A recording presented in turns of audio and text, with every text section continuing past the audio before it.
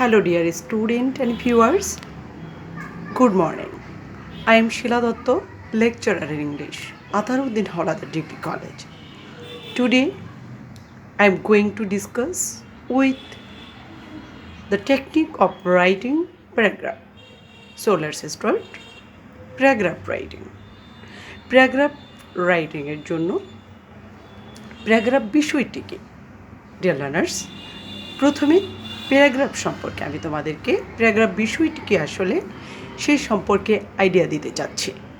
তো প্যারাগ্রাফ হচ্ছে paragraph is a group of sentence about one idea, অর্থাৎ paragraph হলো একটি ধারণা সম্বন্ধে কিছু বাক্যের সমষ্টি। এরপর প্যারাগ্রাফের ইম্পর্টেন্ট তিনটি পার্ট রয়েছে, আমি তা নিয়ে বিস্তারিত আলোচনা করছি। A paragraph has three major parts. Number 1 topic sentence, number 2 supporting or adding details, আমি আবার বলছি supporting sentence or adding details.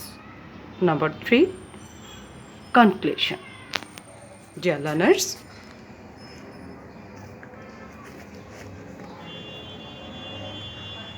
প্যারাগ্রাফের অত্যাবশ্যকীয় তিনটি পার্টস নিয়ে যে তিনটি পয়েন্টের কথা আমি উল্লেখ করেছি, এখন তার বিস্তারিত আলোচনা করছি। টপিক সেন্টেন্স বলতে আমরা কি বুঝি?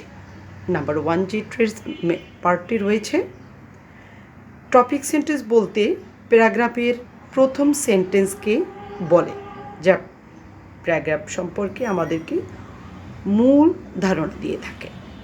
সংক্ষেপে বলতে গেলে টপিক সেন্টেন্স বলতে প্যারাগ্রাফের প্রথম সেন্টেন্সকে বলে, যা প্যারাগ্রাফের মূল ধারণা সম্বন্ধে বলে। এরপর number 2 supporting sentence or adding details. Dear learners, supporting sentence বলতে বেশ কিছু বাক্যকে বোঝায়, যা মূল ধারণা বা টপিক সেন্টেন্সের সম্বন্ধে বিস্তারিত ধারণা দেয়। এরপর নাম্বার 3 কনক্লুশন। প্যারাগ্রাফের থার্ড যে মেজর পার্টটি রয়েছে সেটা হচ্ছে কনক্লুশন। কনক্লুশন হচ্ছে এটি প্যারাগ্রাফের শেষ বাক্য, যে বাক্যের মাধ্যমে প্যারাগ্রাফের টপিক সেন্টেন্স বা মূল ধারণাকে পুনরায় মনে করিয়ে দেওয়া হয়। ডিয়ার লার্নার্স, প্যারাগ্রাফ সম্পর্কে আরও কিছু তথ্য আমি তোমাদেরকে দেব, ভিডিওতে লক্ষ্য করো। এই তথ্যগুলো সঠিকভাবে প্রেজেন্টেশন করতে পারলে প্যারাগ্রাফে সম্পূর্ণভাবে প্যারাগ্রাফ লেখার টেকনিক এবং প্যারাগ্রাফের উপর সম্পূর্ণ দখল অর্জন করা সম্ভব এবং কাঙ্ক্ষিত নম্বরও অর্জন করা সম্ভব। তো প্যারাগ্রাফ সম্পর্কে আরও এডিশনাল কিছু ইনফরমেশন আমি দিচ্ছি, তা হলো প্যারাগ্রাফের অবশ্যই একটি শিরোনাম থাকবে। এরপর প্যারাগ্রাফটি অবশ্যই এক প্যারাতে শেষ করতে হবে। মনে রাখবে, প্যারাগ্রাফে কখনো আলাদা কোনো কোটেশন করার প্রয়োজন নেই, একটি প্যারাতেই প্যারাগ্রাফ শেষ করতে হবে। এরপর নাম্বার 3 প্যারাগ্রাফের প্যারাগ্রাফ লেখার যেই তথ্যটি আমি তোমাদেরকে দেব সেটা হলো প্যারাগ্রাফ লেখার ক্ষেত্রে ওয়ার্ড লিমিটেশন যদি উল্লেখ না থাকে তাহলে 150 শব্দের মধ্যে প্যারাগ্রাফ লেখা উচিত।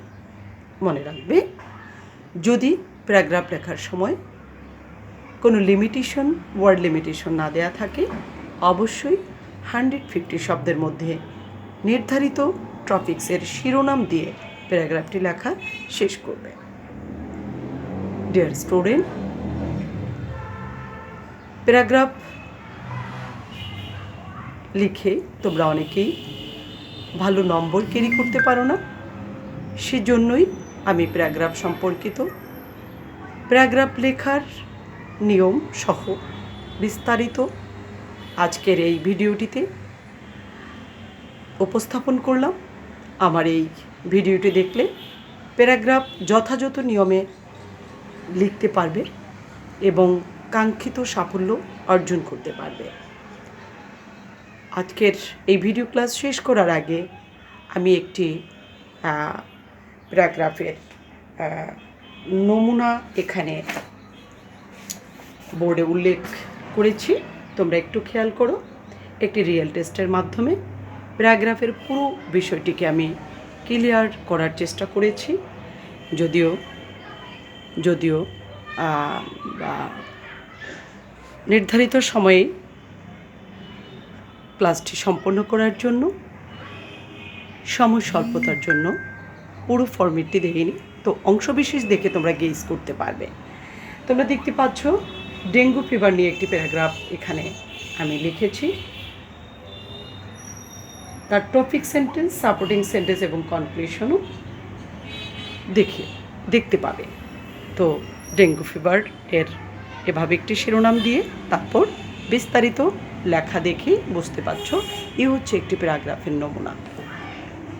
তো প্যারাগ্রাফ নিয়ে বিস্তারিত আলোচনা, প্যারাগ্রাফ বিষয়টি কী এবং প্যারাগ্রাফের বৈশিষ্ট্যগুলো, প্যারাগ্রাফের নমুনা, সব তথ্যবহুল আলোচনা নিয়ে প্যারাগ্রাফের ওপর আজকের এই ক্লাসটি আমি এখানে শেষ করব। তোমরা সবাই ভালো থেকো। Stay safe, keep learning.